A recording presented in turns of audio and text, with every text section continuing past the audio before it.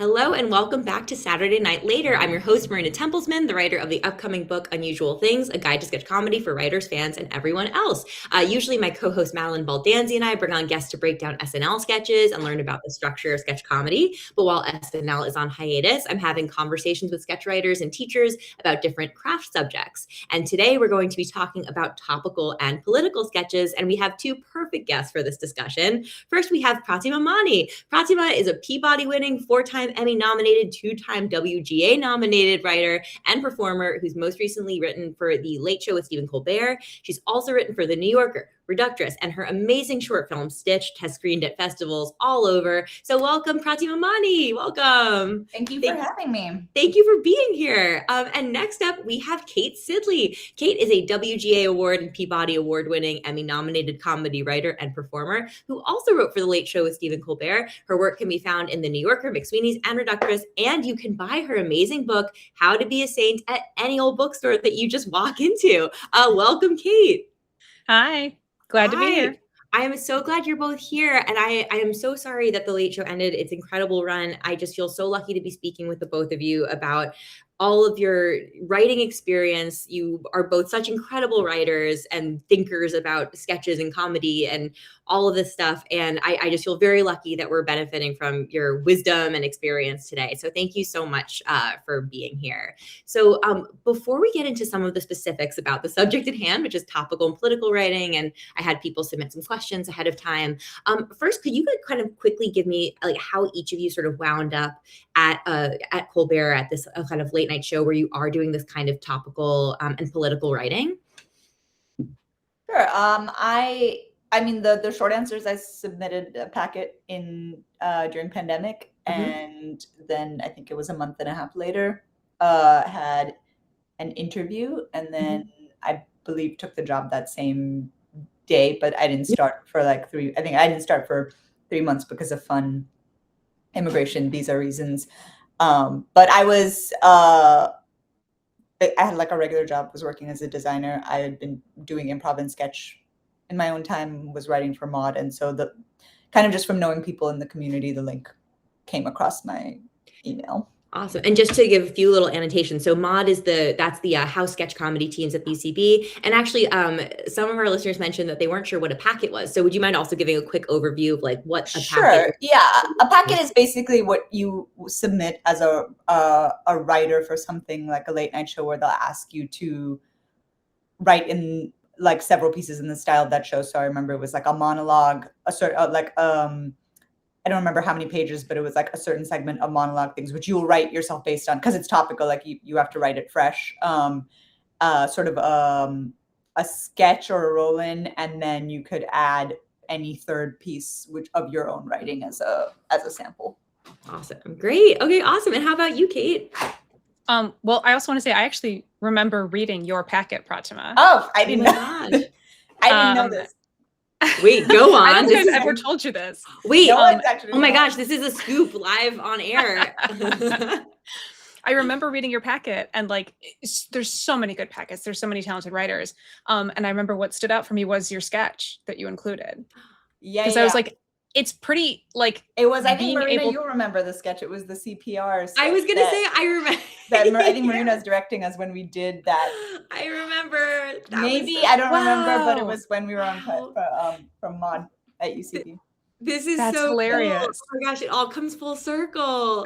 So wait, that was a very funny sketch. I'm gonna make a note to like link to it in the comments if there's it is somewhere on YouTube. Great. Awesome. I remember because like, you know, you have to write monologue jokes, and like those are frequently very good, and that's a great barometer, but it's a barometer of how well can you sort of match the tone of the show. And the sketch is your opportunity to like show your own personal comedic style and rhythm, and I was blown away. I thought that yours was really good. So thank you. That is so Go awesome. sketch. See, everybody, sketch writing is important. Confidence building for me to learn, actually. I love that. This is so great. Well, let's call it there. What a great conversation. Okay. That's really, really awesome. Kate, I'm going to ask you actually, and Pat, maybe after you were there for a while, maybe you were also reading packets too. I was not.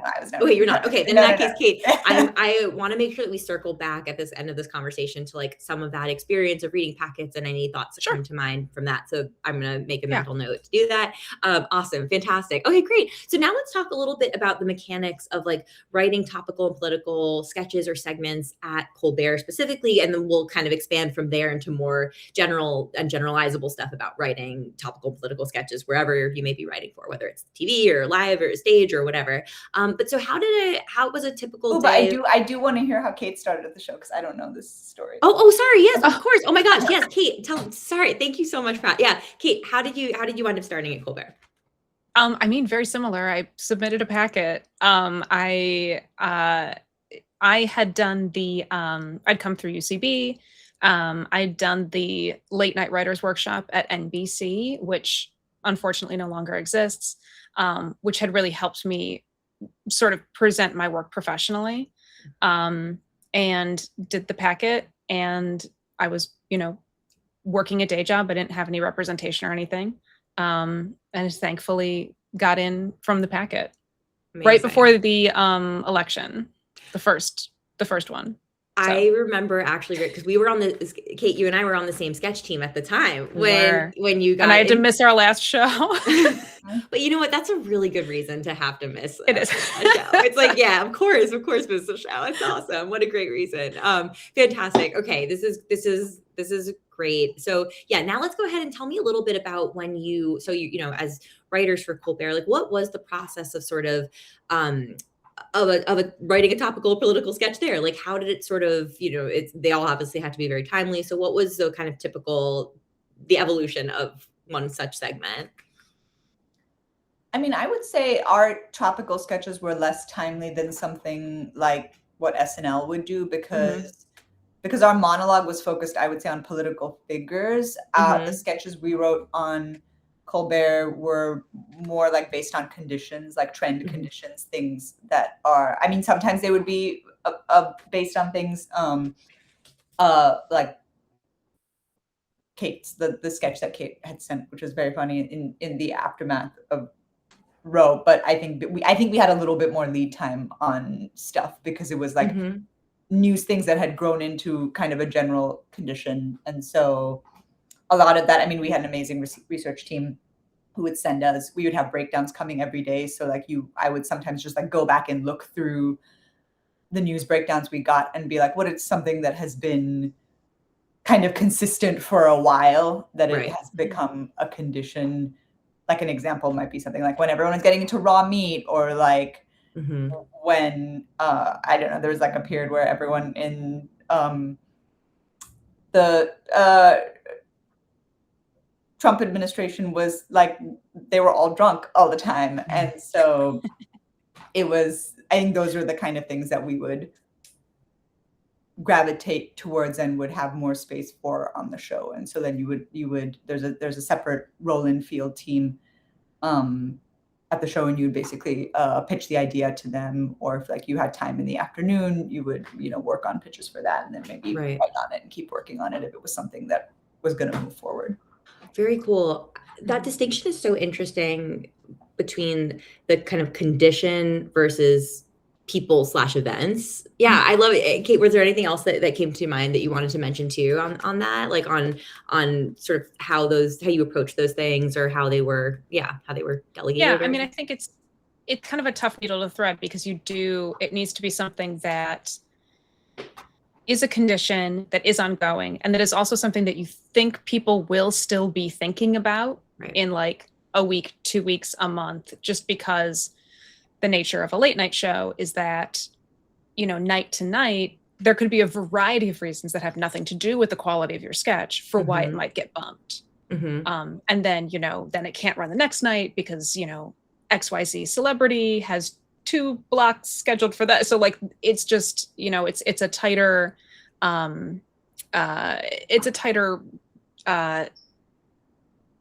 like schedule to try to make it work. So, the more you could find things that you thought would continue to be ongoing, that people would still, in a week be like, oh yeah, I was irritated by that, or I was mad about that, and I still am.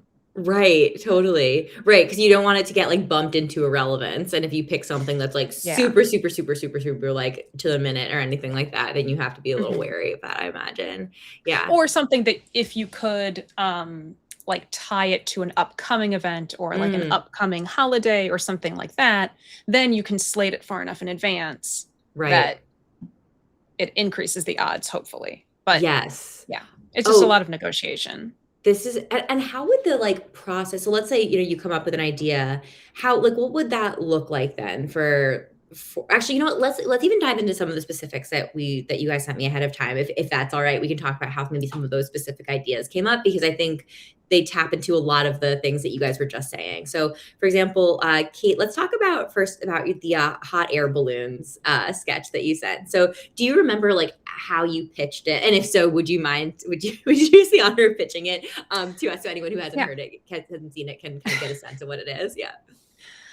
So that is an example of a sketch based on a condition. And the condition was that air travel has gotten worse and worse and worse in a variety of ways. So we sort of let those news stories accumulate until we had enough for like a little segment of like, here's 4 or 5 stories of ways in which air travel has gotten worse. And that was a bridge to doing a fake commercial for a hot air balloon company who's capitalizing on this moment to promote their business. And it was a live sketch. Yes. And a big part of it for me is I wanted the show to do more live sketches. Mm-hmm. We all came up doing live sketches at UCB, and there's just something so, I don't know, there's something so wonderful and fun about a sketch that could very much go wrong. Mm-hmm. Mm-hmm. And, when we were lucky enough to have a host, Stephen, who's like a brilliant sketch performer. So he was amenable to doing live sketches, and we did 2 versions of the Whitlock's hot air balloons. And it was so fun to work on. But that's an example of something that was like, it's just their peas in a pod reacting to news stories, and we could just break down beat by beat the things that were wrong with air travel. How would these guys respond?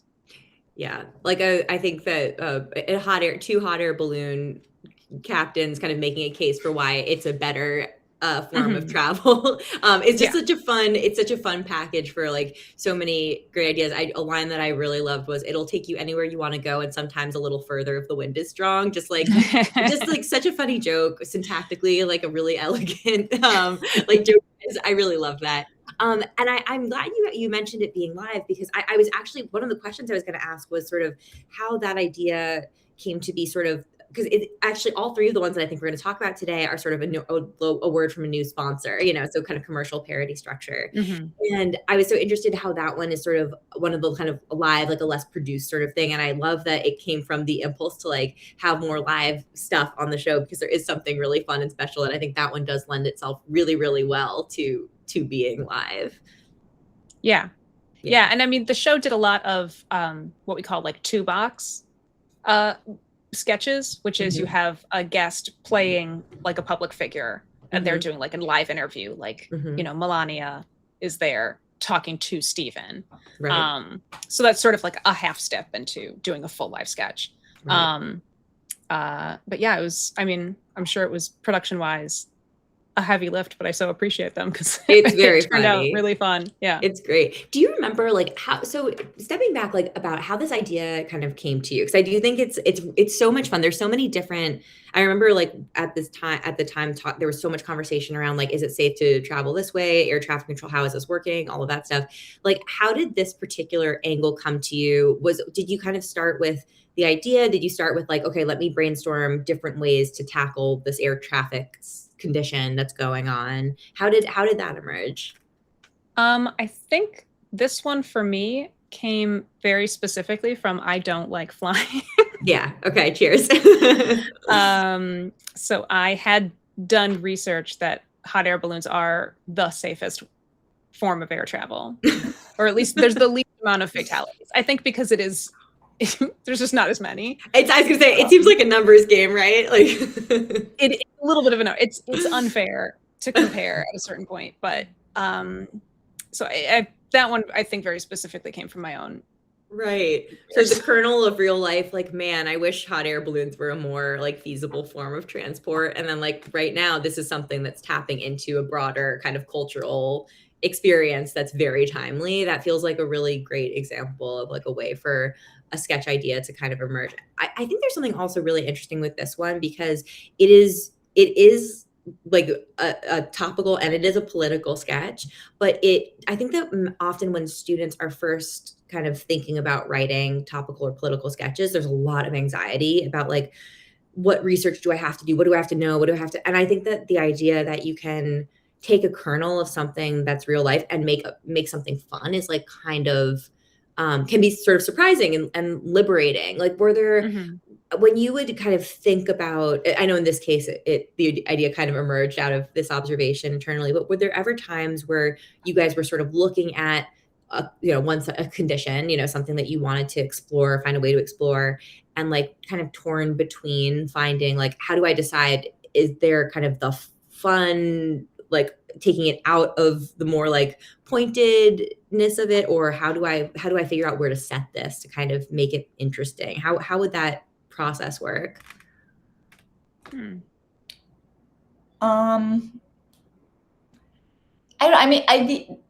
The answer is I don't know if I've ever thought about it that much. Yeah. Yeah, no, totally. I naturally am someone who like, I think there's two kinds of topical sketches. There's ones which basically feature the figures that we know, and so like you will see the politicians or the celebrities, and that involves having a cast who can play those people. Right. And then you have stuff that is looking at what's the thing that's happening and how is society reacting to it, and that actually I find doesn't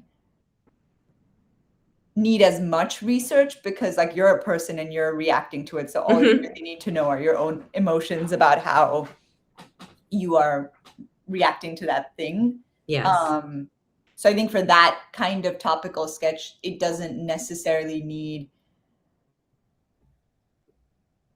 as much research because there's a certain amount of setup you need to do, but I think it's kind of down to like, what are the things that I'm reacting to about this condition that's happening? And then those seem like the important data points to include. And then if there's something about it that I'm not really reacting to or people are not reacting to, then you probably don't need to explain. I really love that. I think what you are reacting to is like great. Is like I think sometimes it feels like it has to be more complicated than that, but I think that is a really great way to hone in on sort of the task at hand. Like you, as you said, you as a person are having a reaction to it, and so in a way, what you want to do is sort of reflect your point of view on that thing. Like that is a valid amount of information. I would say as an example, like an experience I'm having right now is that everyone won't shut up about the Odyssey, and I don't care, respectfully. And I don't really need to know anything about the Odyssey to know that like that's a condition me and other people are undergoing. I love that. I'm so sorry if Christopher Nolan is watching. What if I just like ended this call right now? No. I think that's great. Actually, well, here's like, and feel free to pass on this little fun exercise, but I'm curious, like, okay, so the Odyssey is something that everyone's talking about right now. Agreed. That is in fact definitely happening right now.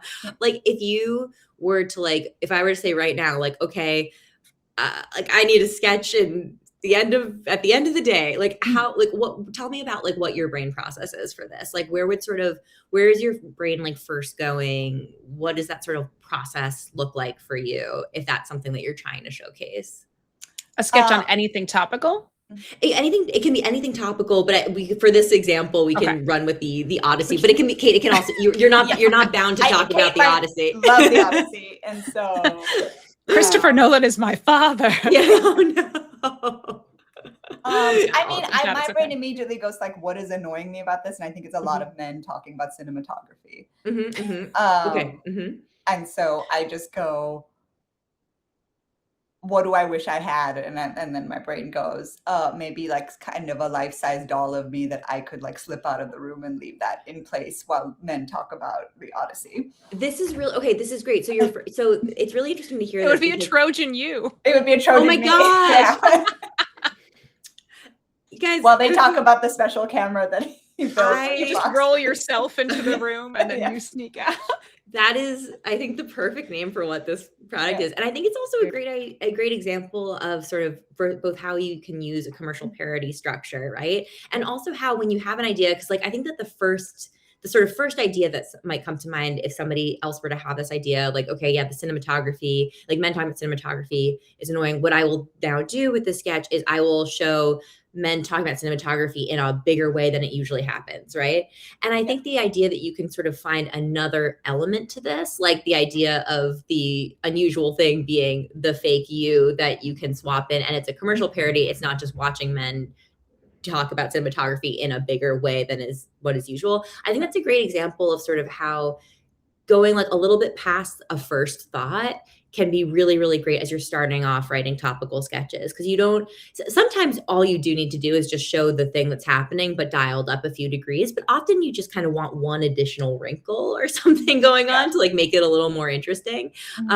Yeah, so I think that's such a great example. I love that. Kate, anything come to mind for you in this? I actually had a sketch teacher once who said something that I still think about, which is whenever you're, coming up with ideas, get in touch with your righteous indignation. And I think that's such a helpful way to think about it, because most people have strong feelings about almost everything.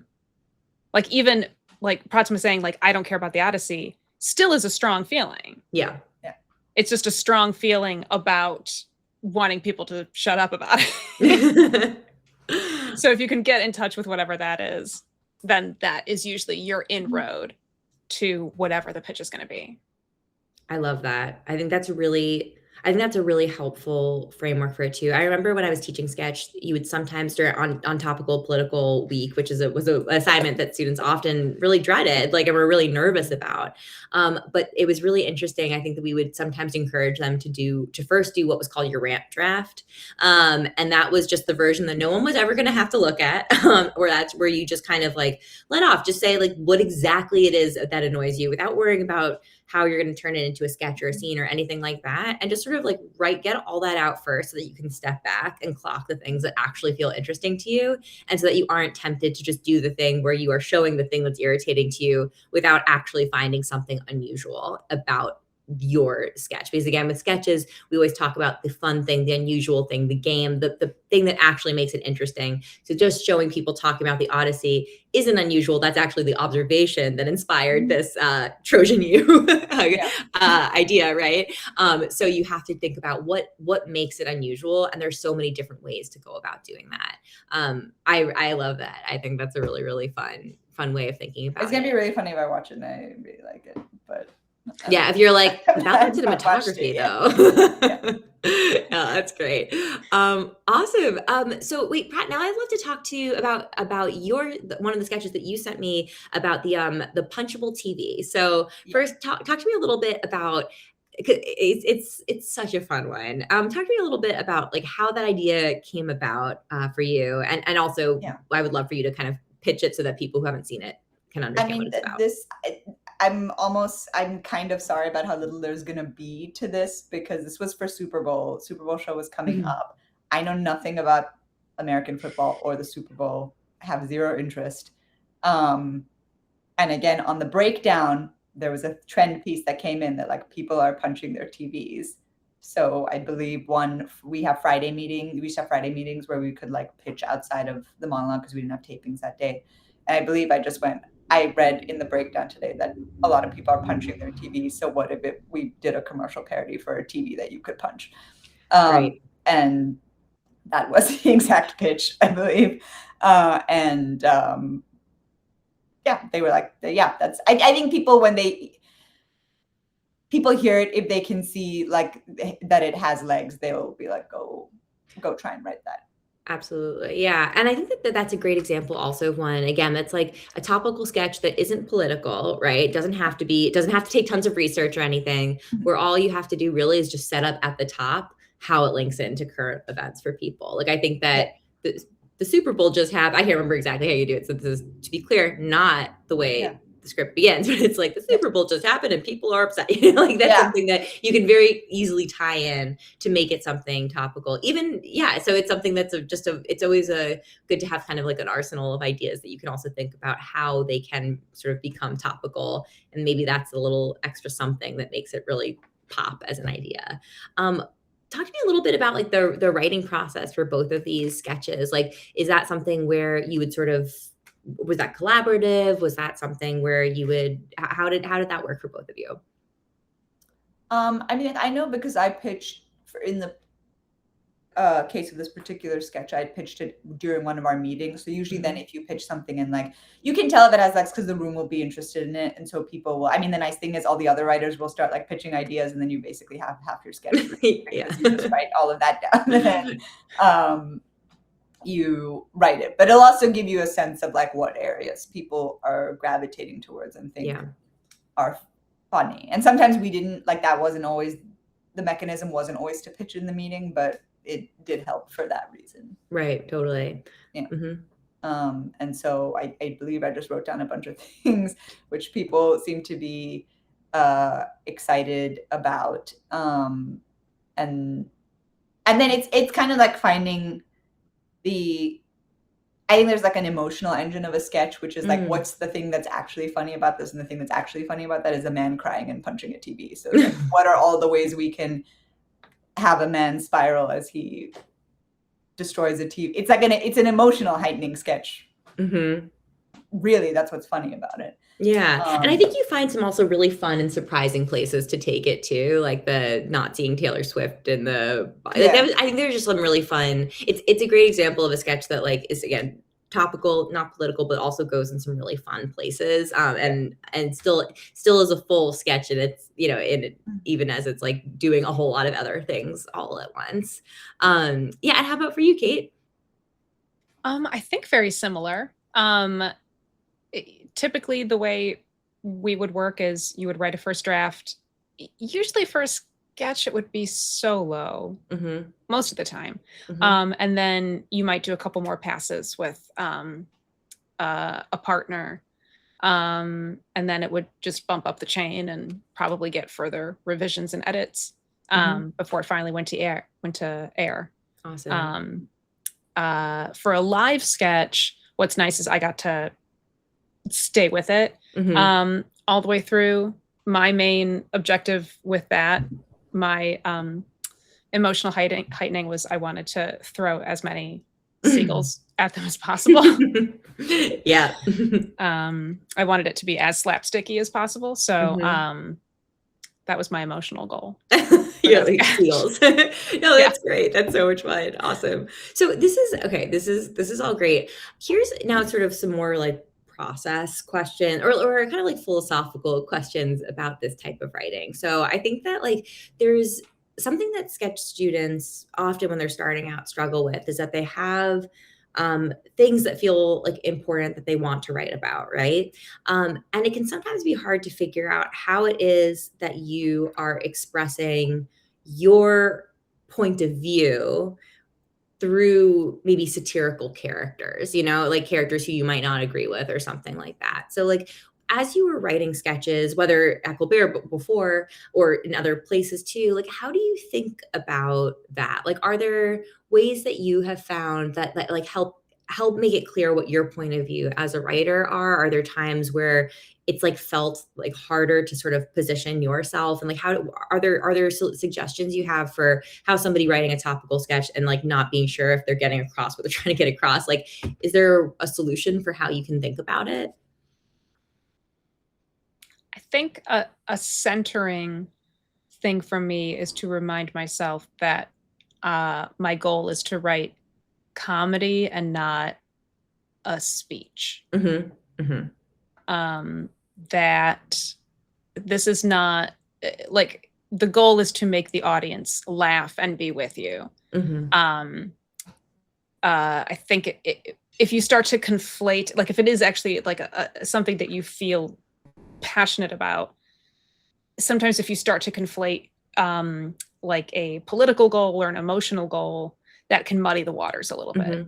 You should have those convictions as a human, Right. But then as a comedy writer, Mhm. you need to keep your primary objective as the comedy. Mhm. I don't know if that is No, I think that's totally great. answers, but No, I think that's great. I think that sometimes it, I think that sort of remembering what your primary goal is in a different can be really helpful. I think that sometimes there are a lot of like satirical tools that writers have at their disposal that you're just learning how to use when you start writing out. So I think sometimes a thing that people can be tempted to do when they're first starting is sort of like thinking about like air quotes around somebody saying bad things, you know. But I think the challenge with that kind of thing is like how do you make sure that like the things that your character is saying, that you're like communicating your point of view even as they're saying things that you don't agree with. And I think actually the example that you said, the Katie Britt, that SNL cold open, was a really great example of that. And I think that that's maybe a challenge that comes up often when there's a sketch that like features like real life people, right, which SNL often does. So like how do you think about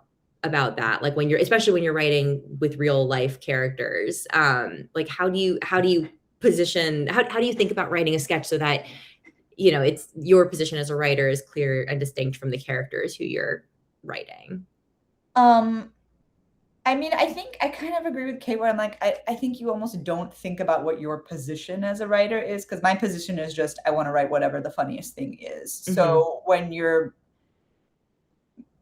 there's a character in your sketch who will often, you know, be the target of the humor, you're not necessarily thinking about what's good or bad about them. You're thinking about what's funny about them. And if you nail that, then that point of view of this person is, you know, stupid for this reason will automatically come across. I don't think you need to go into it being like, I mean, I don't think you'd go into it being like, the purpose of this sketch is to highlight. I mean, I imagine for that Katie Britt sketch, they didn't go into it being like, the purpose of this sketch is to make Katie Britt look stupid. They wouldn't have thought of it that way. They would have been like, what's funny about her is she is this psycho cheerleader mom in a kitchen, and let's just lean into every aspect. Because I remember we did the State of the Union. We saw that we didn't, I think it wasn't included in the show because there wasn't time, but we were watching that Katie Britt rebuttal and we were all like, what? This is the funniest shit we've ever seen.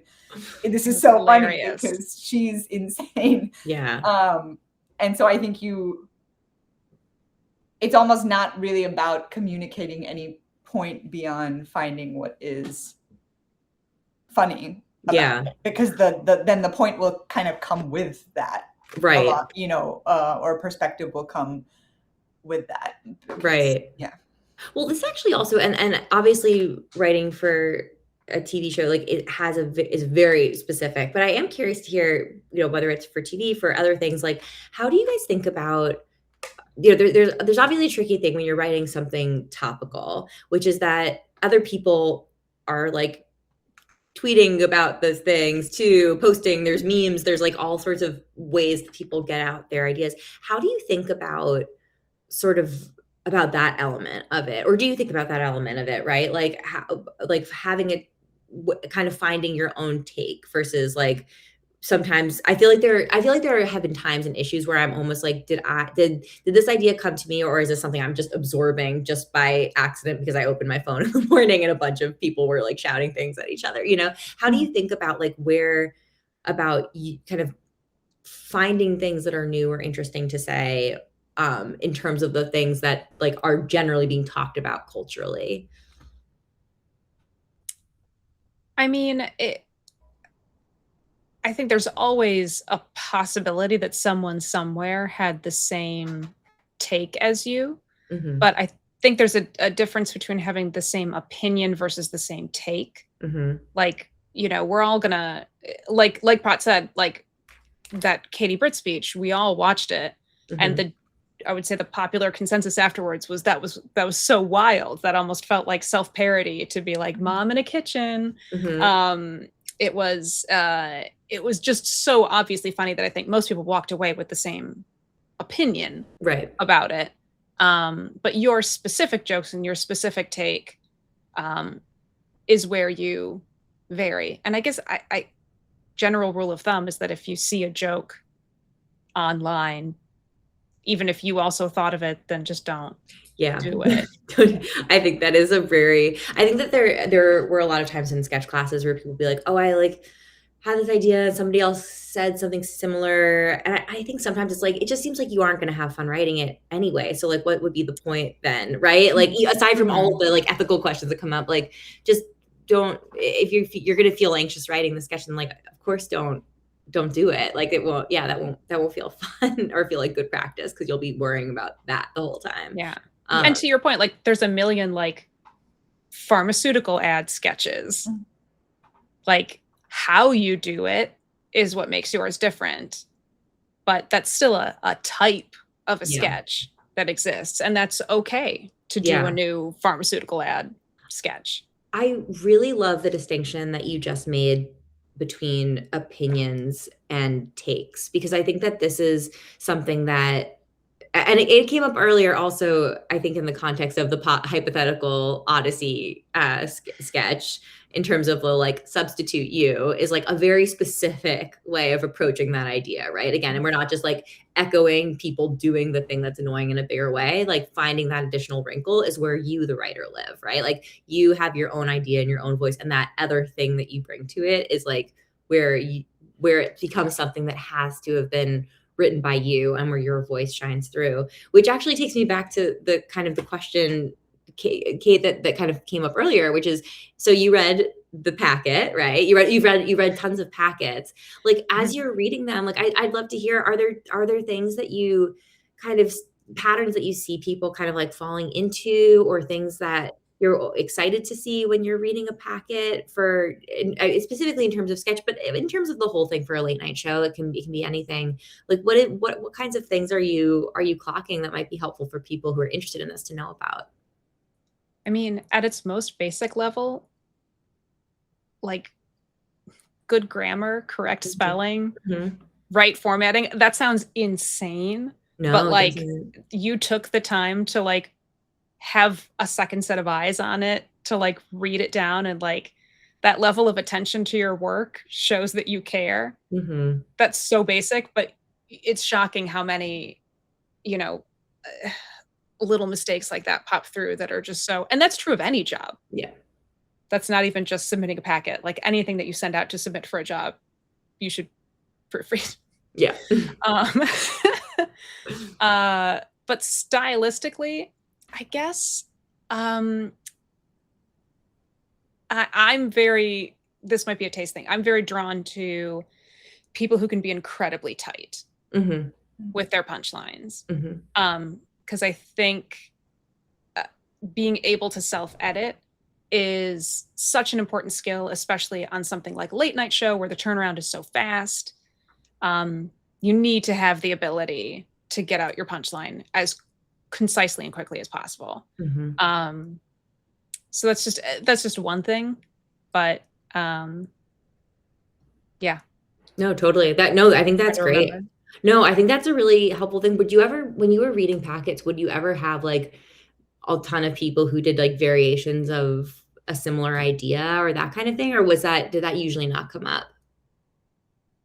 I mean, I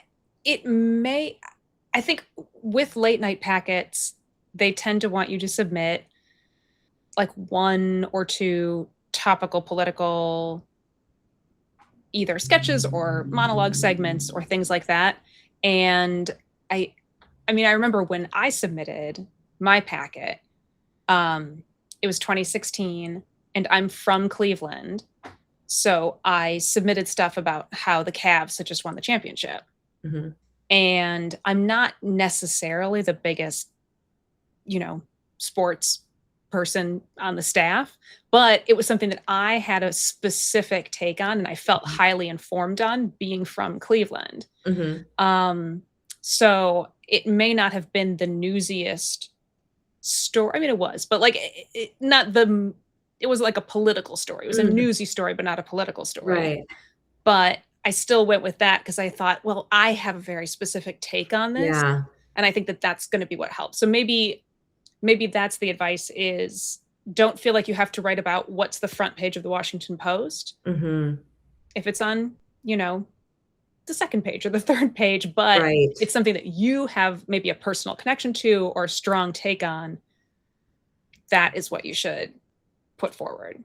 I really like that, because I think that the thinking about topical and political writing is like, there are a lot of ways for things to be topical and political. Like, you could probably theoretically think of a handful of things that you would really like to write about, and probably find ways to make it. Would actually be kind of a fun sketch assignment. Like, pick 4 things and be like, how can I turn this into a topical sketch, right? This idea of mine, like, what is the way to set this, or the way to like swap out a specific so that it becomes topical, and something that is like something that feels interesting but current and useful. I think there's something really interesting in that. Not that you were just like, I'm gonna write about something related, but like, I think that there's an interplay, right, of like what the kinds of things you want to write about, what is going on in the news, how you can kind of connect those things, is where you can get a little creative, and like kind of a little can like maybe stretch a little bit of like what it is that you're going to write about. So that's a really smart way also of avoiding like everyone writing about maybe the front page thing. Yeah, I think that's a really really smart and really savvy. Awesome. So a few people submitted some questions that I would love to relay to you guys now.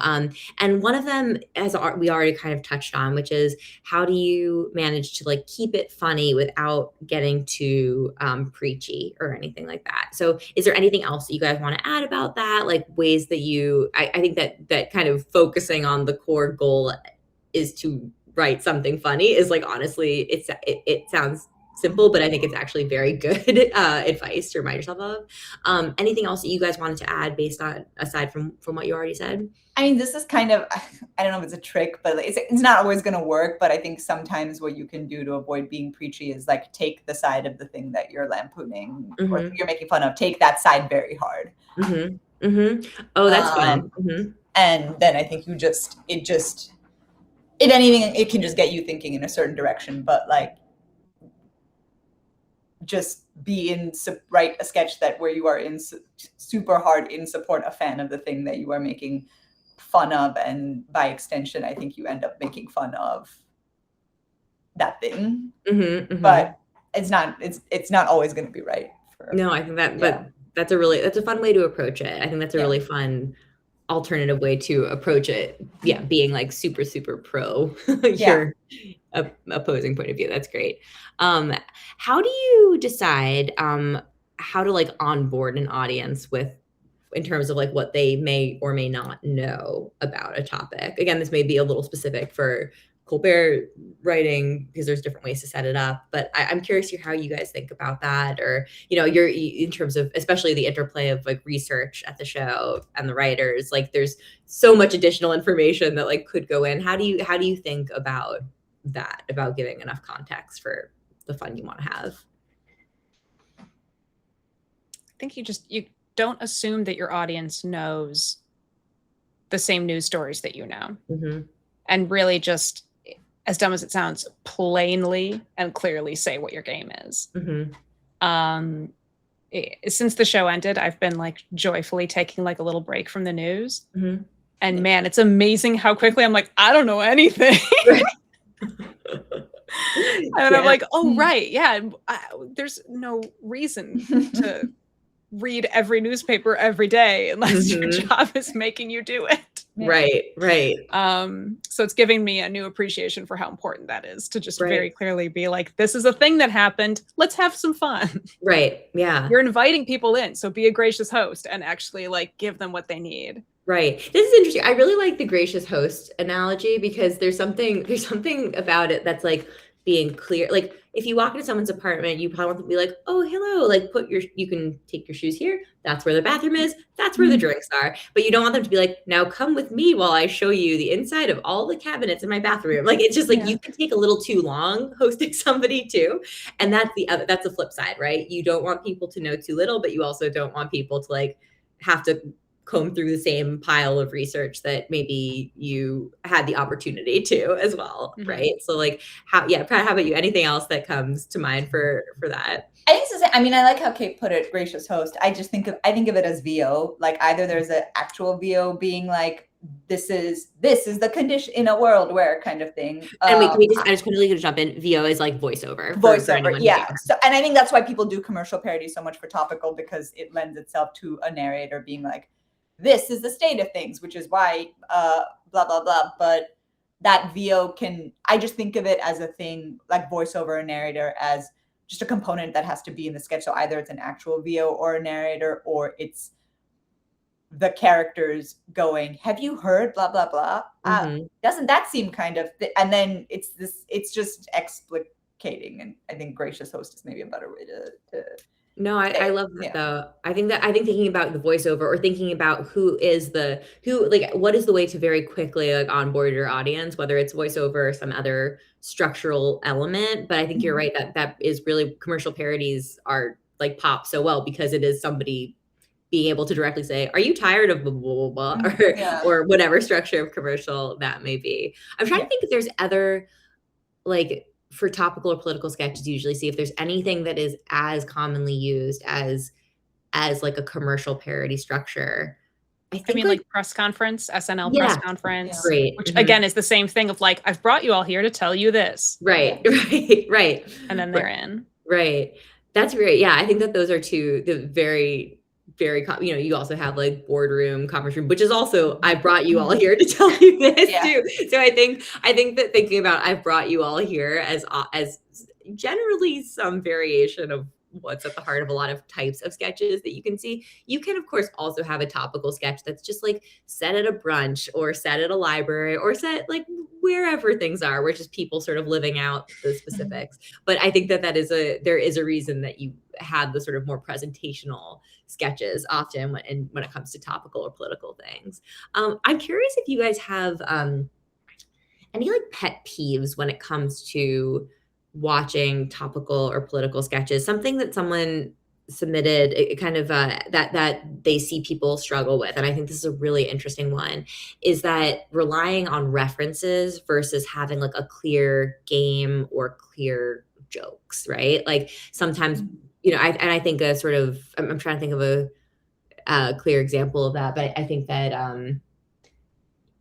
maybe like Trump, like orange hands or something like that is something that feels more like a reference than a joke in a way, or something like that. Or it's just like something that's recognizable, but not inherently like that funny. So I'm curious if for you guys, are there things that you that you just see that are just like a little, I don't know, a little funky to you guys?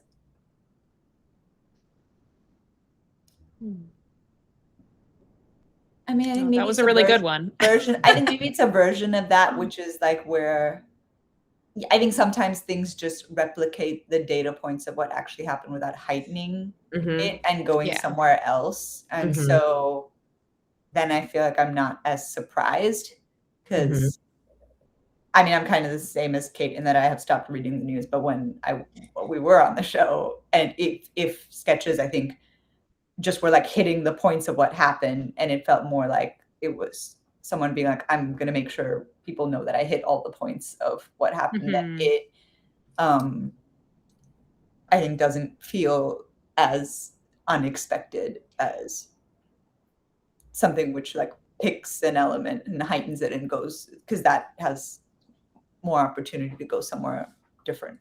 Right. Yeah. That's sort of what I'm hearing is kind of, in a way, it's like, that is what happened, right? Like, yeah, you're right. That is correct. That is the factual things that happened, instead of having like the fun wrinkle, right? That additional something that just makes it a little more interesting, a little more voicey, I guess, is like a way to think about it too. Like something. And I think that what kind of comes back down to like, how are you reacting to it? And if you start thinking about, like, obviously you will have to explicate in the sketch and stuff, but it's almost like you move one step along the reasoning chain. You go like, let's assume everyone knows that this thing happened. Like, what is the feeling in response to it? And that's really where you start with the sketch. Yeah. I actually I want to ask you about this the Mitchell and Webb sketch that you Yeah. meant that you shared, which I had never seen before, and it is a delight. Can you like talk to me a little bit about what it is that makes that sketch jump out to you so much? Because I think it's very I mean, funny I and love very Mitchell. So I grew up on mostly on British comedy, which Mhm. is, and British sketch comedy, I think can be very different. I mean, there's SNL UK now, which is sort of doing the SNL format, but Mitchell and Webb was a show that was structured entirely as runners, which is like each sketch is broken up into 3 separate beats, and then like they would play like beat A of sketch 1, beat A of sketch 2, beat A of sketch 3, and then they would run through them again. So it was kind of like an unusual format for here, I think. But I find it interesting because it's a sketch where it's not even a response to a recent political event, because it's about there was this condition in the British press, and I think in Britain in general, where like people have always been obsessed with Diana's death, and there were all these conspiracy theories about like the Queen ordered a hit and Prince Philip ordered a hit, and so they're just making fun of. They're just taking that idea very seriously, and that's how it's kind of that thing of like you just take the side of that thing and you end up poking fun of it. So it's just like the people at MI5 very seriously discussing how they would make this assassination look plausible, and the more they get into the details, the more it sounds ridiculous. It was fantastic. I think it's so great. There are lines like, yes, perfect. A car accident is the way to go because famously everybody dies in car accidents, right? Like it's just like things like that like really draw attention to how absurd and how like the conspiracies around it are. It has a great blackout too. A great, really. It's very fun. They did a lot of sketches like that where it's just people kind of having a conversation about the thing in a matter-of-fact way, but they're really just going detail by detail. And is it because obviously they didn't do that sketch anywhere near when the event happened. Right. It was like years later, but I think it was enough of a condition in over there. Exactly. I was going to say, I think that gets back to the importance of thinking in terms of the condition, right? Like an ongoing cultural thing that, because in a way, like the kind of relevance of something being specifically topical or political is, well, in the context of a packet, it's to show that you just wrote it, right? Yeah. But more importantly, it's something that like taps into some sort of broader understanding, right? And I think especially as we're kind of like there's a bit of like exiting a monoculture right now. Like there are still conditions like that, like those conspiracies and that kind of thing that still do feel resonant and relevant. So finding those conditions does actually matter and does really like it feels so clean, that sketch. And I agree that it is it's fun to hear a sketch that is so talky, but still has such clear heightening going on. Like each beat of the conspiracy, like what it would take for it to have been a conspiracy is so increasingly ornate over the course of it, that you can really see there's, again, really clean heightening, even though there's not like suddenly this thing happens or this explosion or whatever. It's just, it's really clean and really tight. And I think it's just it's doing a lot. And a very clear example of having the characters have a take that's very different from your satirical point of view as a writer. I think that sketch is doing a lot of things that came up over the course of this conversation in sort of in a very elegant way. Absolutely. And also in that way where like taking the side of it makes it much funnier than if it was people commenting on how it was ridiculous, would be people saying that this is going to work. Yeah. I think it's trying to have a voice of, even trying to have more of a voice of reason in that sketch, would just really slow it down. And it's really fun to just see it like absolutely just take off and never, there's no break. There's no resting the game. There's nothing. It's just like full steam ahead for those 3 minutes or so. Fantastic. So this has all been so incredibly helpful. A question that I have for you guys before I see if you have anything to plug, is if you were like, let's imagine that someone is listening to this and they're like, oh my gosh, I have to write my topical / political sketch for class or for my packet or whatever next week. I have no idea what to do. Where do I even begin? Help me. What would you how would you talk them off the ledge? Like, what would you say to them? Either encouragement or next steps, or what would you say? I mean, I guess if they're really like truly lost, like don't even know what to write about, Mhm. I would say just scan through like a few different, news sites and just find stories that you just immediately feel drawn to, and then think about why you felt immediately drawn to those.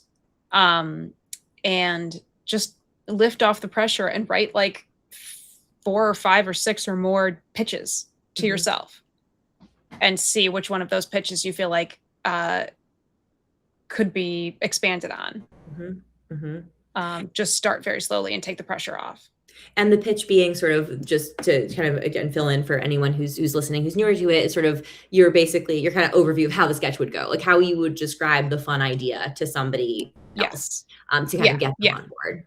Yeah. Mhm. Great. Awesome. And I think that's a really great thing to remember, is that not knowing what you're going to do next is actually like a kind of fun and creative place to be, because when you're just jotting down notes, you don't have to know where it's going to go. You can just open up, like Kate said, just open up any website and look at the headlines, and just, again, something will bump you a little bit. And it doesn't have to bump you as like, this is so funny, because you're Mhm. going to worry about making it funny later, right? You're going to just something that's interesting to you, that just feels like a little juicy, something there. And then stepping back and asking yourself why is a great first step. Awesome. And how about you, Pratt? Anything that comes to mind for you? Any advice that you would I give? know. I think it's the same thing. I think Yeah. if you don't know what to do, then you just go through, and you will, I think, feel drawn to certain things over other things, and then you kind of follow that feeling.